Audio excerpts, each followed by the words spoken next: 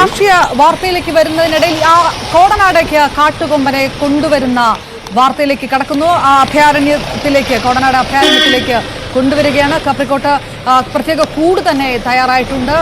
ഒരു 9:30-ക്ക് ശേഷമാണ് ആനയും കൊണ്ടുള്ള ആനിമൽ ആംബുലൻസ് കോടനാട്ടേക്ക് പുറപ്പെട്ടത്.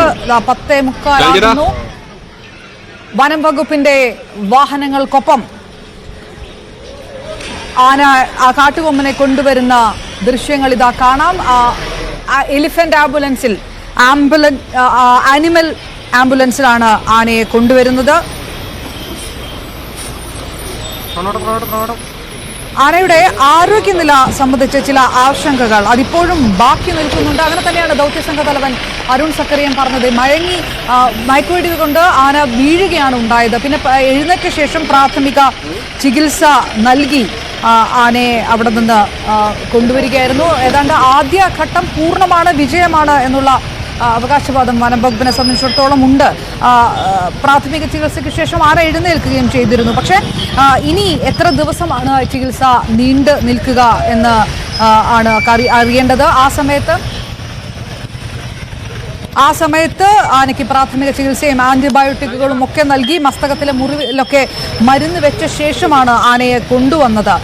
ഇനി ആനയ്ക്ക് വിദഗ്ധ ചികിത്സയുടെ സമയമാണ്, അത് തുടങ്ങും. ഡാനി പോളും കൂടി ചേർന്നു. ഡാനി, ഇത്രയും സമയം ആനയെ കൊണ്ടുവന്നു, എങ്ങനെയാണ് ആനയുടെ ആരോഗ്യനില ഇവിടെ എത്തിച്ചതിന് ശേഷം എന്നുള്ളത് തന്നെ ഏറെ നിർണായകം. ഈ ചികിത്സയുടെ അടുത്ത ഘട്ടത്തിലേക്ക് കടക്കുമ്പോൾ അത് തന്നെ ആയിരിക്കുമല്ലോ അല്ലേ? ആനയെ ആംബുലൻസിൽ നിന്ന് പുറത്തിറക്കുമ്പോൾ ഏത് തരത്തിലാണ് ആരോഗ്യനില എന്നതാണോ ഇനി ഉറ്റുനോക്കാനുള്ളത് ഈ സമയത്ത്? തീർച്ചയായും അപർണ പറഞ്ഞത് വളരെ പ്രധാനപ്പെട്ട ഒരു കാര്യം തന്നെയാണ്. ആനയെ ആംബുലൻസിൽ നിന്ന് പുറത്തേക്ക് ഇറക്കുമ്പോൾ അതിൻ്റെ ഒരു ആരോഗ്യസ്ഥിതി എന്താണ് എന്നതാണ് ഇനി ഏറ്റവും നിർണായകമാകുക. കാരണം അതിൻ്റെ ഒരു ചികിത്സ അടക്കമുള്ള കാര്യങ്ങൾ നൽകേണ്ടത് ഇനി ഇവിടെ വെച്ചാണ്. ഏതായാലും അത്തരം കാര്യങ്ങളിലെല്ലാം ഒരു തീരുമാനമുണ്ടാക്കുക ഇതിന് ആനയുടെ ഒരു പരിശോധനകൾക്ക് ശേഷമാണ്. വൈദ്യപരിശോധന അടക്കമുള്ള കാര്യങ്ങൾ വെറ്റിനറി വിഭാഗത്തിൻ്റെ അത് പൂർത്തീകരിക്കേണ്ടതുണ്ട്. അതിനുശേഷം മാത്രമായിരിക്കും അത്തരം കാര്യങ്ങളിൽ ഏത് രീതിയിലുള്ളൊരു ചികിത്സ ഉറപ്പാക്കണം എന്നതെല്ലാം തന്നെ നൽകാനായിട്ട് സാധിക്കുകയുമുള്ളൂ. എന്തായാലും അതിനുള്ളൊരു സജ്ജീകരണങ്ങളെല്ലാം തന്നെ ഇവിടെ ഒരുക്കിയിട്ടുണ്ട്. വൈകാതെ അതിൻ്റെ ഒരു കാര്യത്തിലേക്കെല്ലാം തന്നെ അവർ കടക്കുകയും ചെയ്യും.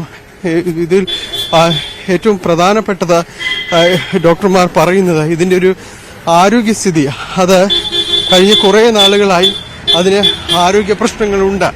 ആ ആരോഗ്യ പ്രശ്നങ്ങളിൽ നിന്നുകൊണ്ട് തന്നെയാണ് ഇപ്പോൾ ഈ മയക്കുവെടി അടക്കം നൽകിയിരിക്കുന്നത്. അപ്പോൾ അത് ഒരു സങ്കീർണതകൾ വർദ്ധിപ്പിക്കുമോ എന്നൊരു ആശങ്ക എല്ലാവരിലും തന്നെയുണ്ട്. ആ ആശങ്ക അത് ഡോക്ടർമാർ ഇതിൻ്റെ ഒരു പരിശോധന പൂർത്തിയാക്കിയതിന് ശേഷം മാത്രമേ അത് കഴിയുകയുള്ളൂ. അത് കുറച്ച് സമയവും എടുക്കുന്ന ഒരു കാര്യം തന്നെയാണ്. എന്തായാലും അത്തരം കാര്യങ്ങളിൽ ഇന്ന് വൈകുന്നേരത്തോടുകൂടി ആനയുടെ ആരോഗ്യസ്ഥിതി സംബന്ധിയായ കാര്യങ്ങളിൽ ഒരു വിശദീകരണം ഇവരുടെ ഭാഗത്ത് നിന്ന്, വെറ്റിനറി വിഭാഗത്തിന്റെ ഭാഗത്തു നിന്ന് ഉണ്ടാകുമെന്നാണ് നമ്മൾ പ്രതീക്ഷിക്കുന്നത്.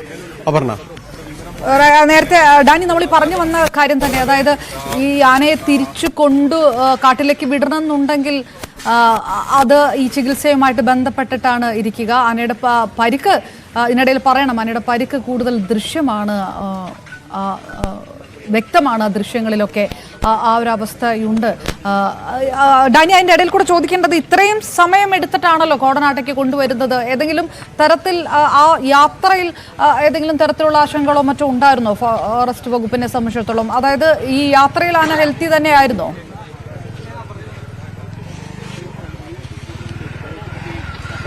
അങ്ങനെ ഒരു ആരോഗ്യ പ്രശ്നങ്ങൾ ഈ യാത്രയിൽ ആ സമീപം പ്രകടിപ്പിച്ചില്ല എന്നാണ് അറിയാനായിട്ട് സാധിക്കുന്നത്. ഇപ്പോൾ ഡോക്ടർമാരടുത്തേക്ക് പോയിട്ടുള്ളൂ. നമ്മൾ മനസ്സിലാക്കുന്നതനുസരിച്ച് അങ്ങനെയൊരു വിഷയങ്ങൾ ഉണ്ടായിട്ടില്ല എന്ന് തന്നെയാണ് അറിയാനായിട്ട് കഴിയുന്നത്. എങ്കിലും അത് വിദഗ്ധമായ ഒരു പരിശോധനയ്ക്ക് ശേഷം മാത്രമേ ഇതിൻ്റെ ഒരു ആരോഗ്യസ്ഥിതി സംബന്ധിയായ കാര്യങ്ങളിൽ പൂർണ്ണമായ ഒരു വ്യക്തത വരികയുള്ളൂ. അത് ഡോക്ടർ നേരത്തെ അരുൺ സക്രിയ അടക്കമുള്ള കാര്യങ്ങൾ നേരത്തെ വിശദീകരിക്കുകയും ചെയ്തിരുന്നു. ഇതിൽ പൂർണ്ണമായും തന്നെയും ഇതിൻ്റെ ഒരു ആരോഗ്യസ്ഥിതി സംബന്ധിയായ കാര്യങ്ങളിൽ അത് പരിശോധന നടത്തണം. മറ്റൊന്ന്, നേരത്തെ അവർ ചോദിച്ചതുപോലെ ഇത് തിരിച്ച് കാട്ടിലേക്ക് അയക്കുമോ എന്നതടക്കമുള്ള കാര്യങ്ങളാണ്. ആ കാര്യങ്ങളിൽ തീരുമാനമെടുക്കേണ്ടത് വനം വകുപ്പ് തന്നെയാണ്. വനം വകുപ്പായിരിക്കും അതിലൊരു ആധികാരികമായൊരു തീരുമാനമെടുക്കുക. കാരണം അതിൽ തുടർ പരിശോധനകളും അതിന്റെ ചികിത്സ അടക്കമുള്ള കാര്യങ്ങളിൽ കൃത്യമായ രീതിയിലുള്ള ഒരു വ്യക്തത വേണ്ടതുണ്ട്. കാരണം കുറെ നാളെടുക്കും ഇതിന്റെ ചികിത്സ എന്നതടക്കമുള്ള കാര്യങ്ങൾ പറയുന്നുണ്ട്. കാരണം ചികിത്സ പൂർത്തീകരിക്കണമെങ്കിൽ കുറെ അധികം നാളുകൾ വേണം. അതിന് വിദഗ്ധ ചികിത്സ അടക്കം നൽകേണ്ടതുണ്ട്. ഈ ചികിത്സയ്ക്ക് കുറച്ച് സമയമെടുക്കും. അത്രത്തോളം സമയം ഇങ്ങനെ ഇതിനൊപ്പം തന്നെ ഈ നാട്ടാനകൾക്കൊപ്പം തന്നെ ഇവിടെ കഴിയേണ്ടതും അതിന്റെ ആ ഒരു ചിട്ടവട്ടങ്ങളിലേക്ക് എല്ലാം തന്നെ പോകുകയും വേണം. ഇതിനുശേഷം മാത്രം ഇതിനെ തുറന്ന് വിടുന്ന കാര്യത്തിലടക്കം തീരുമാനമെടുക്കാൻ കഴിയുകയുള്ളൂ. അപ്പോൾ അത്തരം കാര്യങ്ങൾ വരുമ്പോൾ ഒരു കൂടുതൽ കാലം അത്രയും ഇവിടെ കഴിഞ്ഞ ഒരു ആന അതിന്റെ ചികിത്സകൾ ഏറ്റുവാങ്ങിയ ആന തിരികെ വിടുന്നത് എത്രത്തോളം അത് ഉചിതമാകുമെന്നതടക്കമുള്ള കാര്യങ്ങളിൽ വനംവകുപ്പ് തീരുമാനമെടുക്കണം. അതുമാത്രവുമല്ല, ഇനി ഇപ്പോൾ ആ മേഖലയിലേക്ക് തുറന്നു വിടുമ്പോൾ മറ്റ് ആനകൾക്കൊപ്പം ചേരുമ്പോഴുണ്ടാകുന്ന ചില വിഷയങ്ങളുണ്ട്. നമ്മളത് പലപ്പോഴും ഇത് കേട്ടറിവുകളിൽപ്പെട്ട ചില അറിവുകളുണ്ട്. അത് പുറമേ നിന്ന് വന്ന ഒരാൾക്ക് അതിന്റെ അകത്തേക്ക് വീണ്ടും അതിലൊരു ഒരിക്കൽ എക്സിറ്റ് ആയാൽ പിന്നീട് അങ്ങനെ ഒരു എൻട്രി എളുപ്പം ലഭിക്കണമെന്നില്ല. പിന്നീട് അത് ചിലപ്പോൾ അപകടകാരിയായി മാറാനുള്ള ഒരു സാധ്യതയും എല്ലാം തന്നെയുണ്ട്. അപ്പോൾ അതെല്ലാം പരിശോധിക്കും. അത്തരം കാര്യങ്ങളെല്ലാം തന്നെ വിലയിരുത്തിയതിനു ശേഷം മാത്രമായിരിക്കും ഇതിനെ തിരിച്ച് കാട്ടിലേക്ക് അയക്കണമോ എന്ന കാര്യത്തിലടക്കമുള്ള ഇതിൽ നിർണായകമായ തീരുമാനമുണ്ടാകും. ഇപ്പോഴുള്ള ഒരു പരമപ്രധാനമായ ഒരു കാര്യമെന്ന് പറയുന്നത് അതിന് ചികിത്സ ഉറപ്പാക്കുക എന്നതാണ്, ചികിത്സ നൽകുക എന്നതാണ്. അതിന് കൂടുതൽ വിശദമായ പരിശോധനകളും കാര്യങ്ങളും എല്ലാം തന്നെ വേണ്ടതുണ്ട്. ആ രീതിയിലുള്ളൊരു ചികിത്സ നൽകിയാൽ മാത്രം ഇതിന് അതിജീവനമാണ് പരമപ്രധാനം. അതിജീവനത്തിലേക്ക് അത് പോകണമെങ്കിൽ അതിന്റെ ആരോഗ്യസ്ഥിതി ഉറപ്പാക്കണമെങ്കിൽ കൂടുതൽ വൈദ്യസഹായം നൽകേണ്ടതുണ്ട്, വിദഗ്ധ പരിശോധനകളുണ്ട്. അതാണ് നേരത്തെ ഡോക്ടർമാരുടെ സംഘം പറഞ്ഞത്. ഇപ്പോൾ ഒരു പ്രാഥമികമായ ചികിത്സയടക്കം നൽകിക്കൊണ്ടാണ് മുന്നോട്ട് വന്നിരിക്കുന്നത്. അത് ഇവിടെ എത്താനും ഇവിടെ ഒന്ന് ഉണർന്നു നിൽക്കാൻ മാത്രമേ അതിന് സാധിക്കുകയുള്ളൂ. പക്ഷേ ഇനി പരിശോധനകൾ വേണം.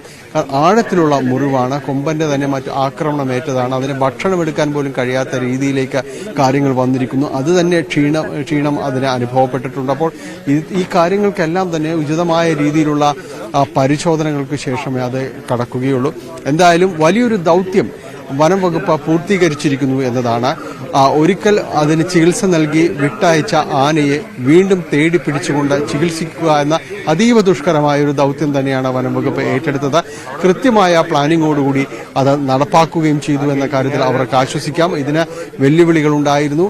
ഇതിനൊപ്പം ഈ മറ്റൊരു കാട്ടാന ഒപ്പം നിന്നത് നമ്മൾ കണ്ടതാണ്. തീർത്തും വൈകാരികമായ ചില നിമിഷങ്ങൾ അത് പ്രേക്ഷകർക്ക് നൽകുകയും അവിടെയുള്ളവർക്കെല്ലാം തന്നെ വളരെ അതിശയം ജനിപ്പിക്കുന്ന രീതിയിലാണ് ഈ ആനയുടെ ഒരു പെരുമാറ്റമുണ്ടായത്. അതിനെ ചേർത്ത് പിടിച്ച് നടത്താൻ ശ്രമിക്കുക പോലും ഒരു ഘട്ടത്തിൽ ഈ ആന ശ്രമിക്കുകയുണ്ടായി, അതിനൊപ്പം ചേർന്ന ആന ശ്രമിക്കുകയുണ്ടായി.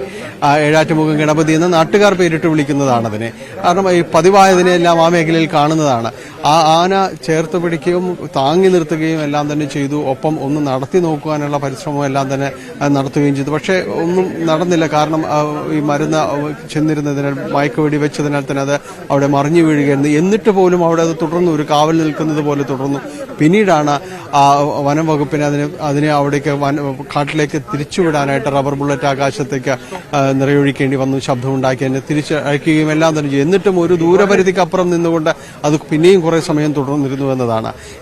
എല്ലാം അവിടെ അതിരപ്പള്ളിയിൽ ഈ ഘട്ടത്തിൽ സംഭവിച്ചു. അങ്ങനെ ഈ താഴെ വീണ ഒരു മയക്കുവെടിയേറ്റ ഒരു ആന താഴെ വീഴുന്നതും പിന്നെ അതിനെ ഉയർത്തി നിർത്തുന്നതുമെല്ലാം ഒരു അപൂർവമായ സംഭവമാണ്. എന്നാൽ അതിനെല്ലാം തന്നെ അതിരപ്പള്ളി സാക്ഷിയാകുന്നു.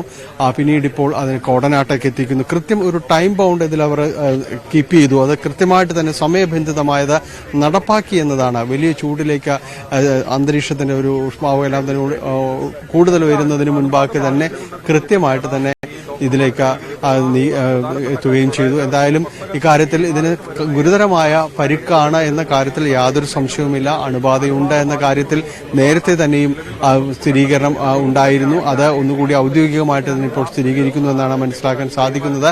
ഇനി അതിനു വേണ്ടിയുള്ള ചികിത്സയിലേക്കടക്കം നീങ്ങുകയാണ്. ഈ 3 മണിക്കൂറോ അല്ല 3/4 മണിക്കൂറോളൊക്കെയാണല്ലോ മയക്കുവെടി ഏറ്റാൽ ആന ബോധം വീണ്ടെടുക്കാനുള്ള ഒരു സമയം. അപ്പം ഇപ്പോ ആന ഏത് അവസ്ഥയിലാണ്? പൂർണ്ണ ബോധത്തിലേക്ക് ആന എത്തിയിട്ടുണ്ടോ? അപ്പോഴും ആന നമ്മൾ ആ ദൗത്യത്തിന്റെ തുടക്ക സമയത്തൊക്കെ ആന ചകിതനാവുകയും അകത്തേക്ക് കയറിപ്പോവുകയും ചെയ്യുന്ന വിഷയങ്ങളൊക്കെ ഉണ്ടായിരുന്നു. ഇപ്പോൾ അങ്ങനെ ഇല്ല. അത്തരം നീക്കങ്ങളൊന്നും ആനയുടെ ഭാഗത്തുനിന്നില്ല. ശാന്തനാണ് കുറച്ചുകൂടെ. അങ്ങനെയാണ് മനസ്സിലാക്കേണ്ടത് അല്ലേ?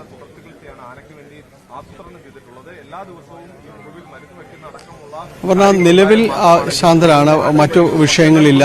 ഈ ആനയുടെ മയക്ക് വെടിവെച്ചതിന് ശേഷം അതിനെ തുടർന്ന് മുന്നോട്ട്, കാരണം അതിനെ ഒരു മയക്കുവെടി അതിന്റെ ഒരു കിട്ടുമ്പോഴുള്ള ഒരു മയക്കം അതിൽ നിന്ന് മാറി വരുന്ന ഒരു സമയമാണ്. പിന്നീട് നേരത്തെയും ഇത് ചികിത്സയ്ക്ക് വേണ്ടി മയക്കുവെടി വെച്ചപ്പോഴും കാര്യമായ രീതിയിലുള്ള വിഷയങ്ങളൊന്നുമില്ലാതെ തന്നെ അനുസരണയോടുകൂടി ഒതുങ്ങി നിന്നിരുന്ന ഒരു ആന തന്നെയാണ്.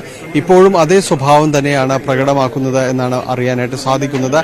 അതിന് ചികിത്സയ്ക്ക് അതിന് അനുയോജ്യമായ രീതിയിൽ തന്നെ അതിന്റെ ഒരു പെരുമാറ്റവും കാര്യങ്ങളും എല്ലാം ഉണ്ട്. അത് അവശനാണ് എന്നത് തന്നെയാണ് അതിന്റെ ഒരു പ്രധാനപ്പെട്ട ഒരു കാര്യമെന്ന് പറയുന്നത്. ഇതിന് ചികിത്സ ദീർഘകാലം വേണ്ടിവരും എന്ന കാര്യത്തിലും യാതൊരു മാറ്റവുമില്ല. ദീർഘകാലം ചികിത്സ വേണ്ടിവരും. അതിന് വേണ്ടിയുള്ളൊരു പദ്ധതി തന്നെയാണ് വനം വകുപ്പും തയ്യാറാക്കിയിരിക്കുന്നത്. അതുകൊണ്ട് തന്നെയാണ് പ്രത്യേകം കൂടൊരുക്കാൻ തീരുമാനിക്കുകയും ചെയ്തത്. ഇവിടേക്ക് കൊണ്ടുവന്ന് അതിനകത്ത് പ്രത്യേക ചികിത്സ നൽകി അതിനെ മുന്നോട്ട് കൊണ്ടുപോകുക എന്നതാണ് ഈ ഘട്ടത്തിൽ ചെയ്യുന്നത്. അതിനുവേണ്ടിയുള്ള സജ്ജീകരണങ്ങളെല്ലാം തന്നെ പൂർത്തിയായും ഇരിക്കുന്നുണ്ട്. അപർണ.